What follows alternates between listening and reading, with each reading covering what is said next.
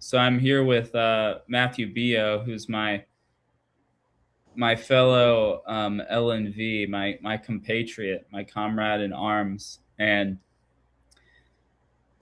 this is the second part of the Adversus Pharisaeos against the Pharisees series, but we're gonna pivot a little bit, and we're gonna talk about the SSPX consecrations because I'm really interested in seeing people's reactions to the SSPX consecrations in light of their reactions or lack thereof to major controversies coming out of the Vatican that we've all seen over the last decade or more.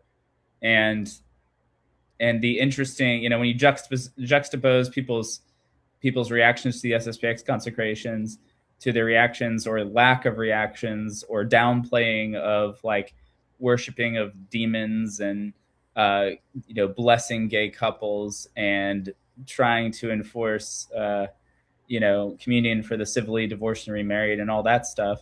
It's really interesting. So Matt hasn't had as much time to review all the links that I have that I'm going to show. So you're going to get fresh reactions from Matt. But yeah, so here we are. Here we go. Are you ready, Matt? Yeah, let's go. Okay. So the first one I think is the last one I've I saw it, but I most recently looked at, and it's from E. Michael Jones. So E. Michael Jones said, there we go. So no, this is Christine Niles. Well, we can start with Christine Niles. That's fine. So Christine Niles, if y'all don't know, she used to work for Church Militant before the whole fandango. Anyway, she says, entirely unsurprising that the SSPX is giving the middle finger to the Holy See and announcing it will go forward with illicit bishop consecrations in July. She goes through the 3 conditions the CDF presented to the SSPX in 2017. That's kind of ancient history at this point.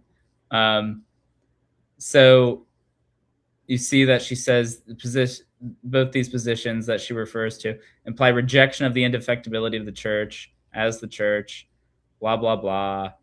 And she says, per canon 1387, the bishops taking part in the consecrations will be excommunicated, and the SSPX will drift farther away from the church, something it seems to want anyway. A tragedy all around. So that's interesting. Something it seems to want, she opines, that the SSPX wants to drift away from the Catholic Church. She says that they're giving the middle finger to the Holy See.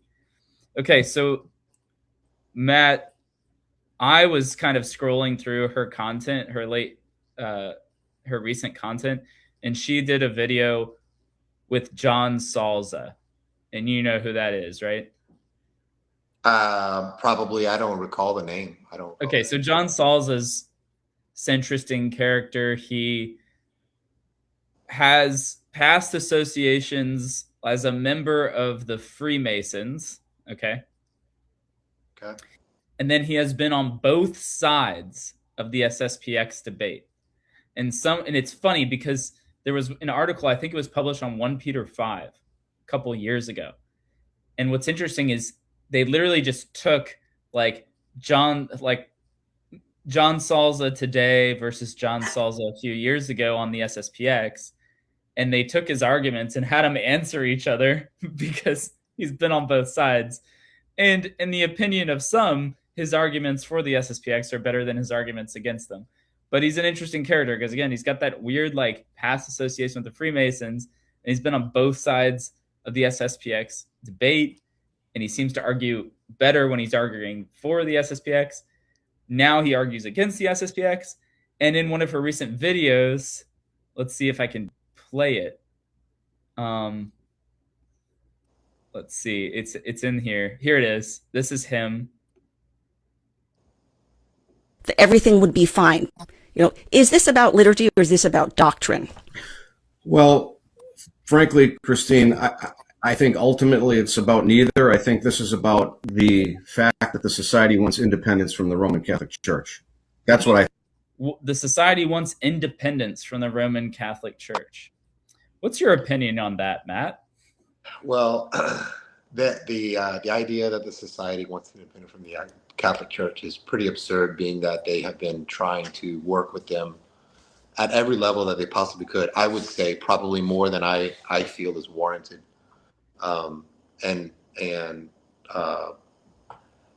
the SSPX has gone above and beyond to try and recognize, even in the scandals that we know that the Vatican has been complicit in, among these cardinals and these bishops.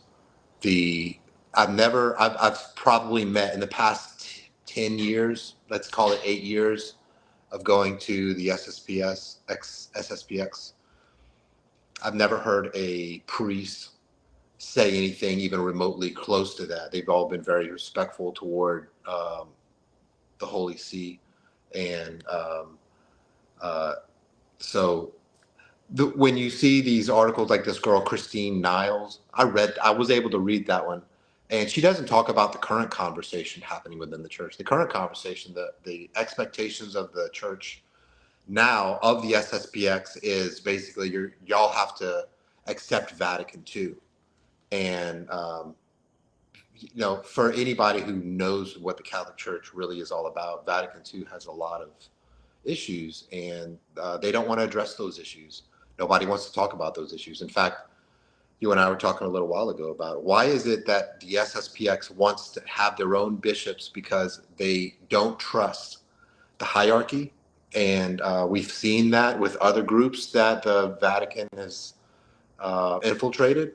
I'll call it infiltration, because they convinced some of these bishops and priests, so that, you know what, let us give you the priests and bishops that you want, and you'll get whatever you want, we'll give you. And then they cut them short. Now those groups are struggling, and they're not getting the care that they need.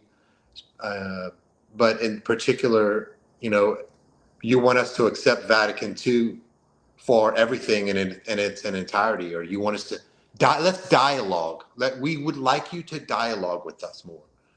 And the SSPX has gone way above what they really should be doing, in my opinion. But they're accused by people who don't know about these things. They just see headlines. These headline readers that are going, "Oh, the SSPX is they're just troublemakers. These people, they're just troublemakers. They're horrible people." But man, walk into We'll go ahead. a chapel. We'll go ahead and call them schismatics. We'll just go ahead and we'll call them schismatics. Everybody is a schismatic if they're a trad. If they're a Protestant saying the reading, doing the reading on the altar. If it's a woman doing a reading on the altar, that's fine. If it's an altar girl, that's fine. If it's a gay guy helping out at the mass, at the altar, that's fine. But if you're saying the same mass that we've said for 2,000 years now, Mo, we have some fishy stuff going on with those trads over there. It's super fishy. And you and I probably both we're using the word because everybody understands it. I think the word trad is gay and ridiculous. It's it's a label where obviously it's meant to be, I think, somewhat derogatory, the rad trads, all that, right? But it's like that again. This was kind of why I titled the video. The subtitle is "The Law of Charity," because it seems like the what's the objective of saying these things, like that the SSPX is giving the middle finger to the Holy See, which is okay, hyperbolic in the absurd to even try to characterize their conversations with the Holy See as giving the middle finger. Is that a charitable character? Is it even true? No, it's not true, and therefore it's obviously not charitable, but it's most certainly not charitable on its face, right? And then we have let's look at the E. Michael Jones statement. This is kind of what's again, I mentioned like people who scream schismatics about the SSPX, right? This is, and how problematic this is, and like how deeply problematic it is, which is what we're going to get to in a second. So let me share this real quick. Here we go. It came up in the search results, so we'll go to that one. Boom, there it is. Here's the E. Michael Jones, see more. Okay. He says there's nothing to talk about. The cause of schism is not doctrine, it is lack of charity. And this is my favorite, not to pick on E. Michael Jones, who is like a brilliant guy. I just think there's a serious lapse right here. It is lack of charity as manifested in refusal to join in communion with the church out of fear of contamination. Okay, so these are the things I want to point out. He says that refusal to join in communion with the church. Okay, we also have act of defiance, blah, blah, blah, baptism, Donatists. Okay. His warning applies, he's talking about St. Cyprian, extra ecclesiam nulla salus. His warning applies to schismatics like the SSPX as well.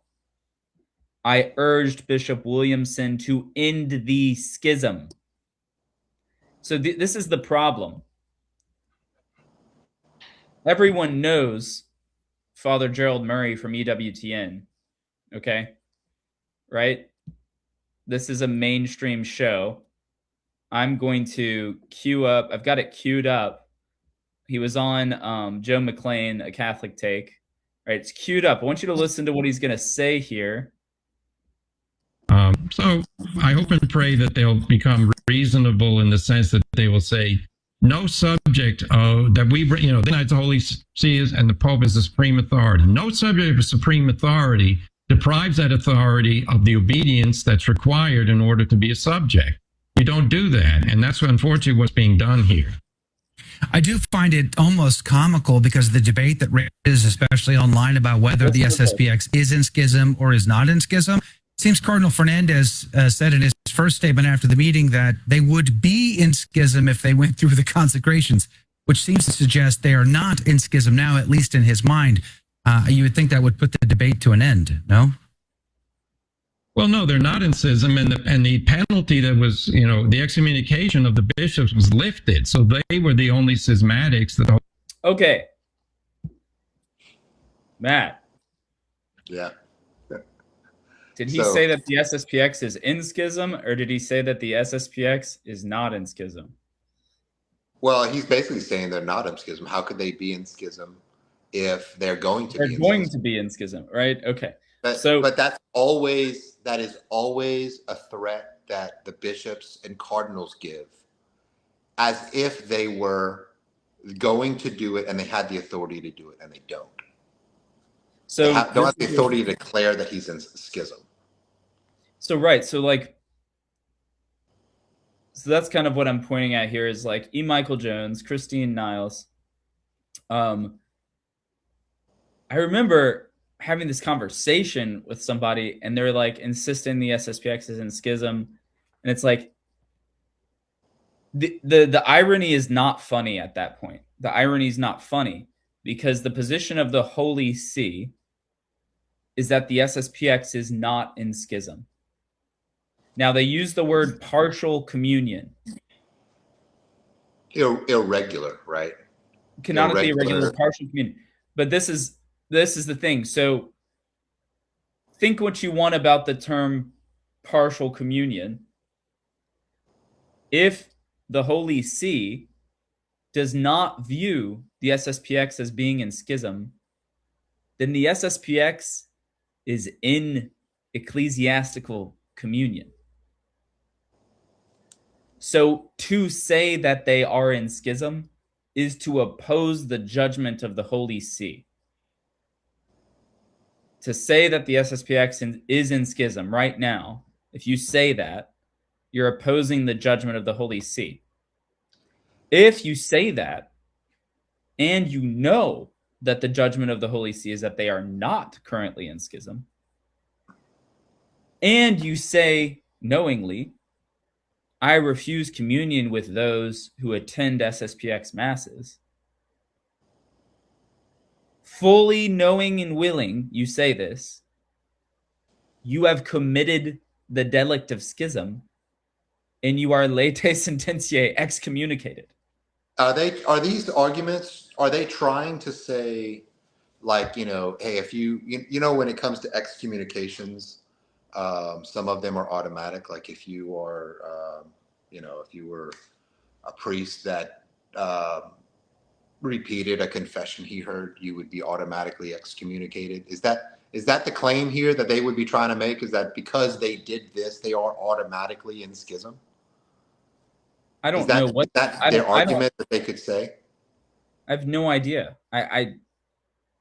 This is just like what I don't know. It is ridiculous that everybody's got these. All of a sudden, they've got these like little mini popes walking around declaiming the status of groups that they don't really even know about. I'll bet you. Well, how many people downplayed like demon worship in the Vatican? How many people downplay like all of the times the Vatican's gone out of its way to dialogue with literal, like actual schismatics, right? Like the Orthodox, all the different Orthodox churches, because there's like 14 autonomous churches, right? Or is it 24? No, I think it's 14. So, and then also, so over Fiducia Supplicans, the Coptic Orthodox Church had ceased dialogue with the Holy See. And so Cardinal Fernandez goes out of his way to try to reinitiate dialogue with the Coptic Orthodox. So like people have completely lost their minds. They've completely lost their minds. They don't understand what's going on. They're willing to obey legitimate superiors all the way to hell. They're willing to follow legitimate superiors all the way to hell. Because they will submit every other judgment to that of like this idea of absolute authority. Well, where it's like, yeah, go ahead. No, there's a lot of people that are.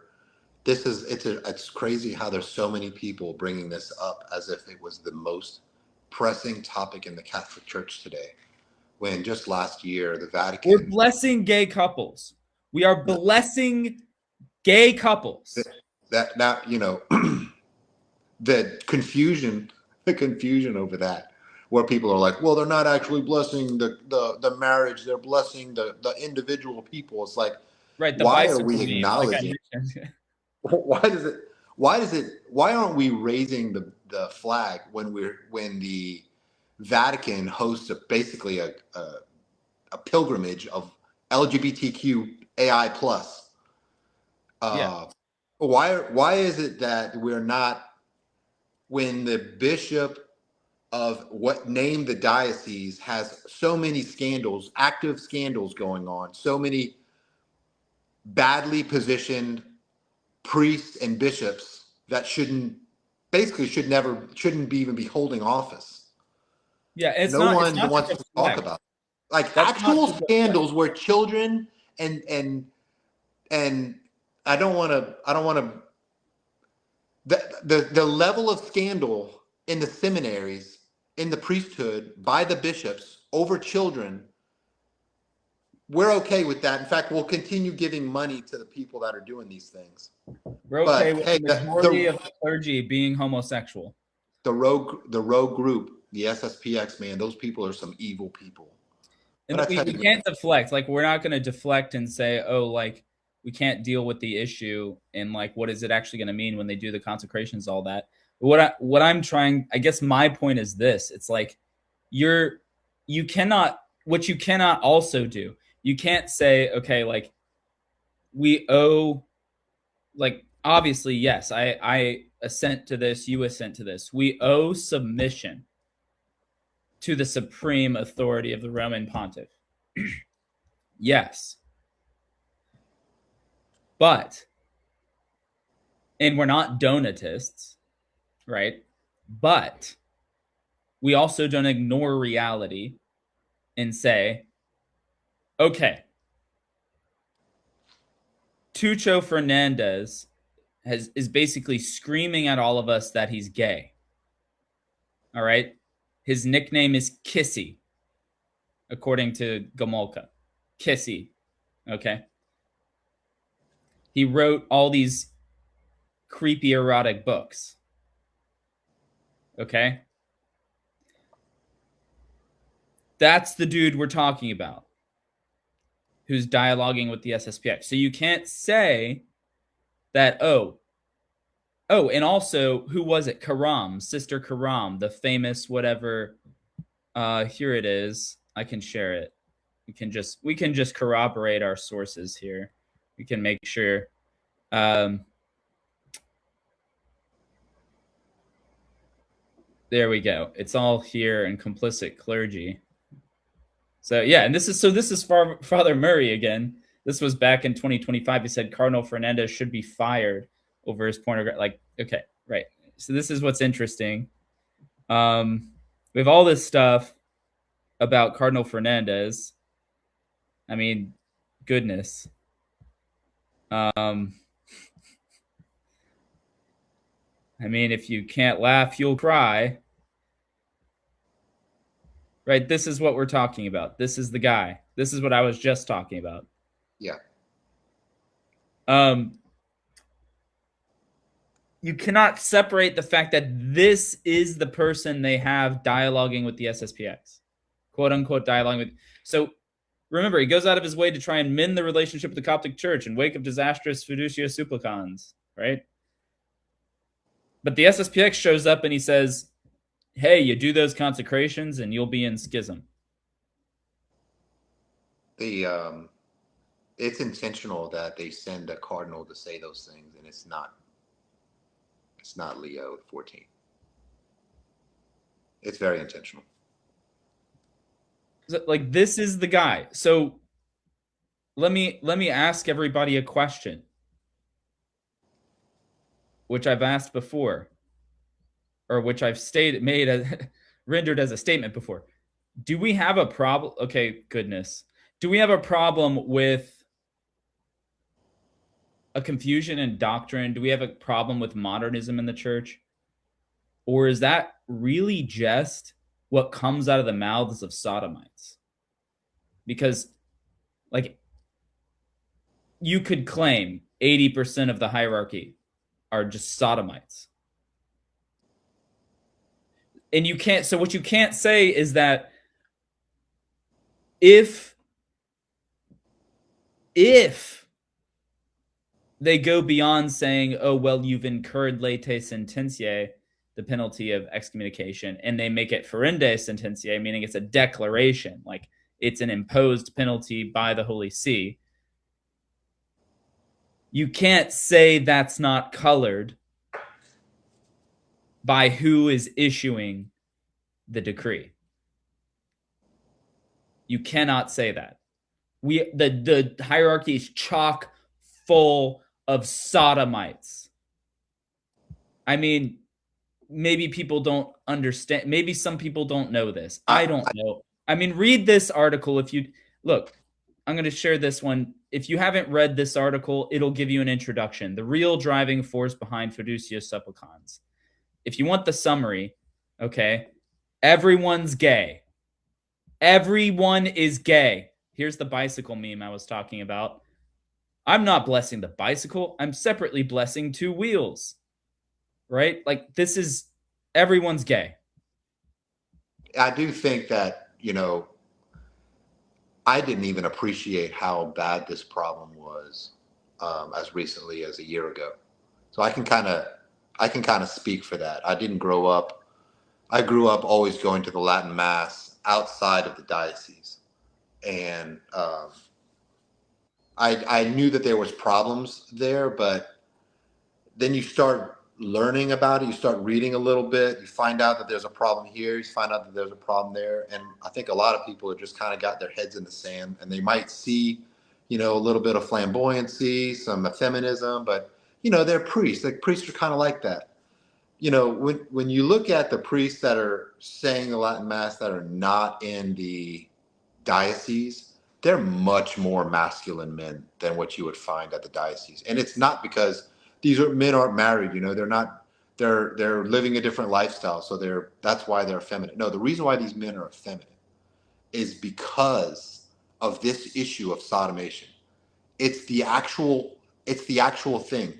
The amount of scandal that is happening here, you don't get promoted in the Catholic Church today. I would say it's at least extremely very rare, unless there's an issue with that, because the sodomites promote each other. They've got their own people, they've got their own scandals, they control each other. It's a form of manipulation. They're not promoting the good ones, I'll tell you that. The bishops are not being promoted because they're holy and great. Most of them, not all of them, but most of them they're right there with the worst of them, and they're covering up issues. You don't have to look very far, but if you don't look, it's hard to believe, because we're talking about the Catholic Church, but it doesn't matter that all of them could be sinners. The Catholic Church still exists. However, the members, all I'm trying to say is that I can understand how other people have their head in the sand, because I kind of knew there was a problem. I didn't know how bad it was, and it's a huge problem. Well, right. I mean, it's massive. There was a study. I posted a link to the study in one of my earlier videos, and there were like 106 respondents to the study, and they were all Catholic priests, and it was over 60% of them responded that they were homosexual. But there are some estimates as high as 80%, right? In the hierarchy, like upper echelons, 80% sodomite. And when you begin to investigate this stuff, as Matt and I have had to do recently, we were looking at, let's just say, some very pertinent documentation. And it's like, dude, it's bad. Like, it's so bad. It's like, it's not even really a subculture. You couldn't even really call it a subculture. It's like the culture. If you want to be a bishop, like the culture of like bishop candidacy is homosexuality. Like, that is what it is. It is that. If you want to be a bishop, like, let's just say it's really going to help out if you're gay. Let's just say it's really going to help out if you don't say anything against it. That would be gay. Minimum. That would be gay. If you go along with it, right, we'll be best friends. If you go along with whatever's happening behind closed doors and in front of others, we'll be fine. Everything will be fine. But the moment you speak out, suddenly you're a problem, and you're listed as such, and seminarians are being kicked out and so forth. Right. So then we end up with the seminarians who are left, and then we have the like completely ignorant seminarians who are good guys who make it through somehow, right? And then we have probably seminarians that just keep their heads down. And I just put them with the sodomites. Like, if you keep your head down and you don't say anything, you're just on that team. You're on the sodomite team. And that's still in power in the church. But to go back to like the whole schismatic thing, this is what's really interesting. You may have heard of this, Matt. I'm going to share this with you. So Gerald Murray, right, again, famous canonist, EWTN commentator on the Prayerful Posse with Raymond Arroyo, right? Okay, this is the same guy. I'm going to share this.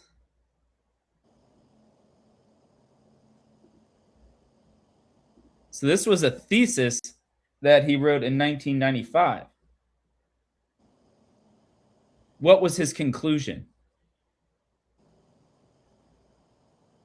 Here it is. Let's just look at the conclusion that he comes to. Here's a quotation from it. An examination of the circumstances in which Archbishop Lefebvre proceeded to consecrate bishops in light of canons 1321, 1323, and 1324 raises at least a significant doubt, if not a reasonable certainty, against the validity of the declaration of excommunication pronounced by the Congregation of Bishops. Now, he's taking attack now, saying, it sounds like Father Murray is like, yeah, they'll be excommunicated, they'll be in schism. But in 1995, when he wrote this thesis, he was at the Pontifical Academy Gregorian, I think, at the time. An examination of the circumstances which Archbishop Lefebvre proceeded to consecrate bishops in light of canons 1321, 1323, and 1324 raises at least a significant doubt, if not a reasonable certainty, against the validity of the declaration of excommunication pronounced by the Congregation of Bishops. So that's interesting, isn't it? So this is, again, like, there's no charity for the traditional Latin Mass. There's no charity for Catholics who assist at the traditional Latin Mass. What I see is people like chomping at the bit, and they can't wait to pin those trads against the wall and say, ha, finally, I always thought you were schismatic. Finally, yeah, you're all going to be excommunicated. Yes. Yes, finally. Finally, we can shut the stupid trads up, And it's like, do you realize, like, a lot of the people who end up in the traditional Latin Mass, they end up like that becomes like this conflict in their family, especially if they start going to the Society of St. Pius X masses. That becomes this like they lose friends, they lose family relationships because they've made that decision. Do you think that they make the decision lightly? These are the most sincere Catholics you will ever meet. They get maligned and characterized as like these rigid. Remember, Francis is famous. Oh, rigidity is like the greatest sin ever. It's like, no, these are the most sincere people who are literally just trying to save their souls. And so they bring their families to the traditional Latin Mass because they know that they're receiving the authenticity of the Catholic faith. And they're suffering probably more than anybody else right now. And the one thing that they're going to suffer more acutely than anyone else is whatever happens after July 1st. Because so many people just don't know what they don't know what they're going to do, and they don't know what to do. I think over time, the worst possible thing would be to be in schism. That'd be the worst possible thing. And so how do you... So you're going to have people with split consciences, and they're not going to know what to do. Because all they want to do is be Catholic. All they want to do in the depths of their hearts is be Catholic. And what?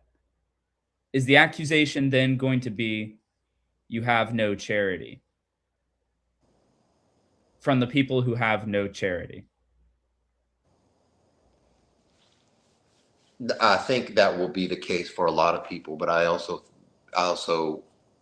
you bring up a good point that there's a lot of families that are going to suffer over this, and probably a lot of fathers that are on their knees saying, if they do this, these cardinals are making these blanket statements against the SSPX, and these guys are kneeling down on the ground and they're praying at night and they're going, what am I going to do? This is my family that, could be in schism if they follow the SSPX. And that's the intention of the statements that are being made by these people that are influencers, not just cardinals, Fernandez and others, not just bishops, not just some of these priests, but just these lay people that are Instagram,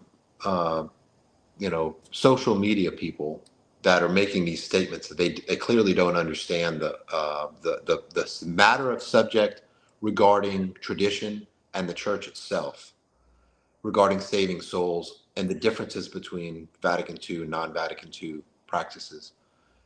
specifically against, that are specifically changes in the Mass, whether they're doctrinal or not. In this case, doesn't really matter, because if it's not Catholic, it's not doctrinal.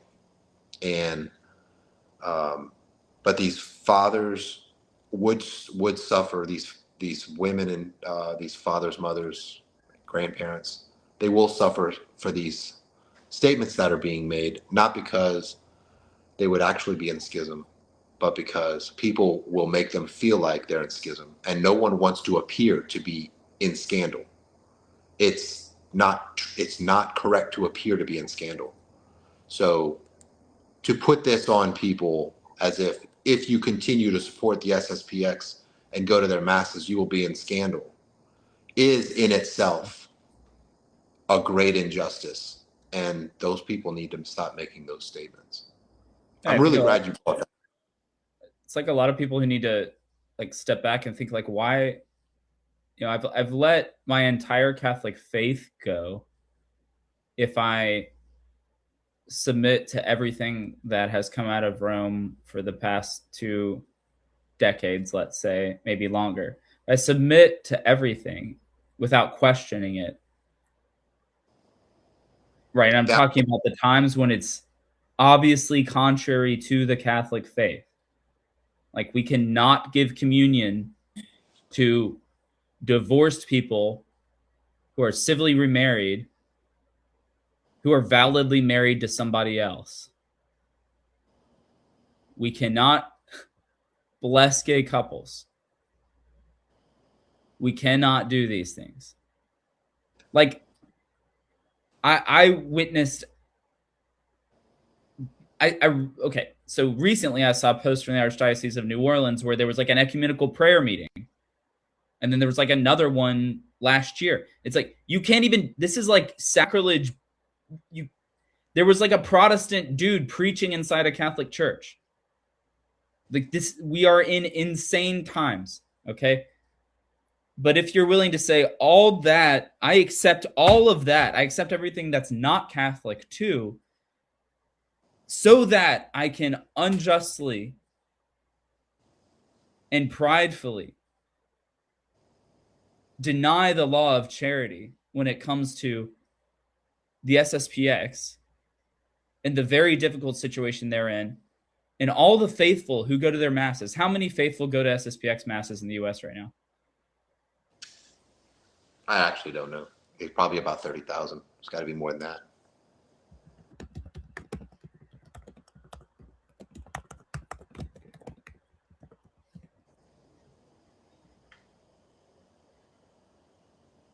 Yeah, 25 to 30,000.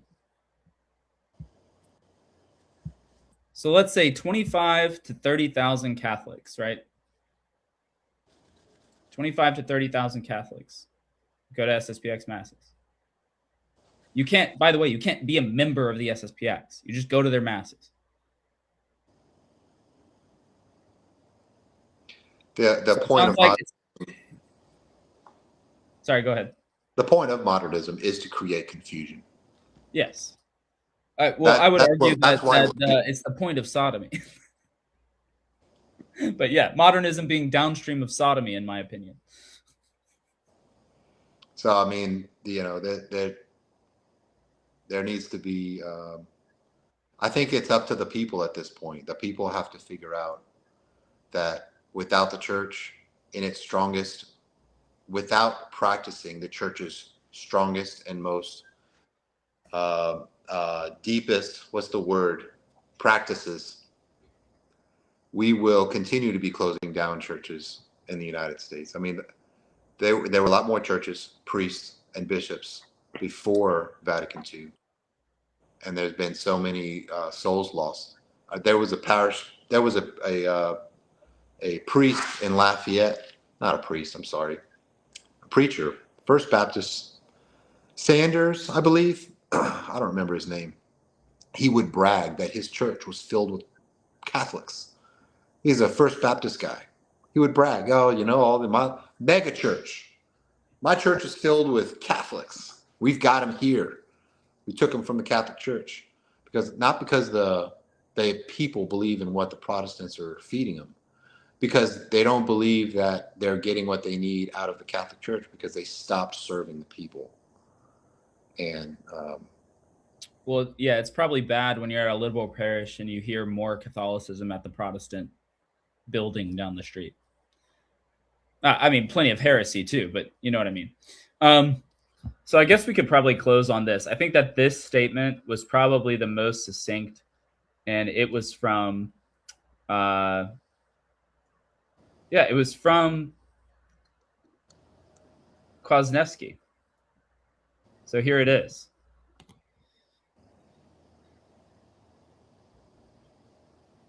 The reaction to yesterday's news about the SSPX Episcopal consecrations on July 1st has brought forth a tidal wave of commentary, often very one-sided.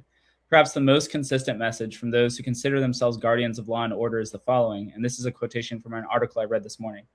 Obedience to legitimate authority, even when you are convinced, or even have airtight reasoning, to suggest that authority is misguided, is a surer path to holiness than being right. In the spiritual life of any Catholic, and certainly in the life of a religious under vows, obedience plays a crucial role. However, I would like to suggest that looking at Catholicism in 2026, this kind of messaging is at best tone deaf and quite misses the forest for the trees. For a priest who has been celebrating the traditional liturgy for years with a dedicated congregation, or even all by himself, to cease offering it simply because his bishop tells him to, is not virtuous obedience. It's playing fast and loose with the spiritual lives of the faithful and their most intimate core. It's playing fast and loose with the greatest goods of the church, deemed sacred and great one day, but now dangerous and forbidden the next. This is not the fair virtue of obedience. It is spiritual abuse of priests and their flocks alike. What's happening in places like Chicago, Detroit, Charlotte, Knoxville, San Antonio, Austin, Monterey, and many others is a kind of spiritual theft, a violence done to real people. There's a reason the laity's trust in their clergy, and especially their bishops, is at an all-time low. After waves of sex abuse cover-up, McCarrick, anyone? Side note, I think New York Diocese is like doing a $300 million settlement right now or something. Anyway, then COVID insanity, and finally Traditionis Custodes. We are just fed up with the gaslighting, with being told, shut up and obey, it's for your own good. And all the evidence screams the contrary. The paper-thin scholasticism by which our ecclesiastical police try to hold up the tottering structure is not only unconvincing but offensive. It's worth pointing out again and again that the reason we still have the TLM in 2026 is that enough clergy and laity in the 1970s and beyond were willing to be disobedient at some level to what they were told they must do. They refused to get with the program when they believed it was a disastrous failure in prudential governance on the part of church leaders. If everyone had gone along obediently with the plan, the venerable Roman Rite would have disappeared from the face of the earth, would have been a barely remembered museum piece or academic footnote. Thanks be to God for the mental clarity, moral courage, and spiritual zeal of those who could not let that happen. Someone wrote to me that today's situation is vastly different from 1988's because the traditional liturgy is much more freely available to us. Leaving aside the important fact that this struggle concerns far more than the liturgy alone, I replied that the crisis is by no means over. The church still bleeds far more members than she gains. The liturgy is stuck in habitual mediocrity, if not worse. The traditional rite has been canceled all over the place, leaving whole communities bereft. Side note, Bishop Martin, anyone, of Charlotte? The errors and evils of the last pontificate remain officially accepted and uncondemned. The scourge of homosexuality reigns unchecked in many quarters. Understatement, maybe. Maybe understatement. The battle between fundamentally incompatible paradigms has reached feverish intensity, and therefore the need for the SSPX's work around the world. Remember, they are often the only ones in an entire country who provide the traditional sacramental rites, catechesis, and preaching, has not lessened, but greatly increased. Now, nothing of what I've said automatically justifies the SSPX's forthcoming consecrations. One could agree with everything I've just written and still say they shouldn't take that step. However, no matter what you think about that, truth itself demands the following admission on the part of the church's hierarchy from the Pope on down, and if they were to give it in all humility, then reconciliation with the SSPX would happen as a matter of course. And I think that this is the encapsulating statement maybe of the century. It is our wretched negligence, reckless squandering of the church's patrimony, and decades-long abuse of the faithful that has called the SSPX into being and nourished it with fuel. It is entirely our responsibility to put an end to the disastrous situation that compels so many Catholics to look outside ordinary structures for bread instead of stones, fish instead of serpents.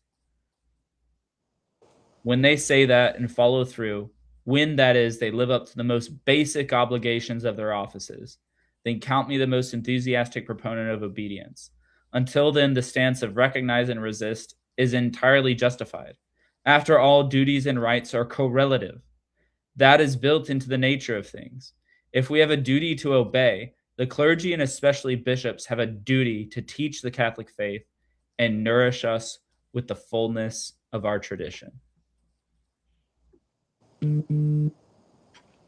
Yeah, that about wraps it up. That about wraps it up. I would just say, like, this is the thing. What is obedience? I think that's the question we all need to be asking. What is obedience, right?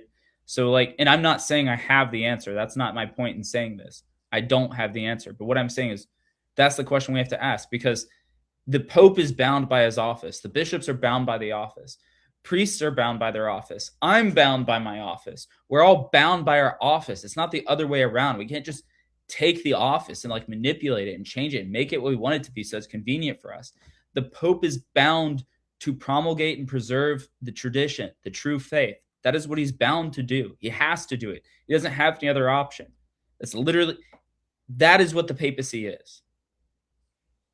That's why we have a distinction between persona privata, Jorge Bergoglio, for instance, and officium or munus. The persona privata can go out and say, hey, everybody go have gay sex, right? But the office doesn't permit it. So in faithful obedience to the office, you say, no, I'm sorry, persona privata, I have to obey the office of the papacy and reject what you, though being the supreme pontiff, have told me to do.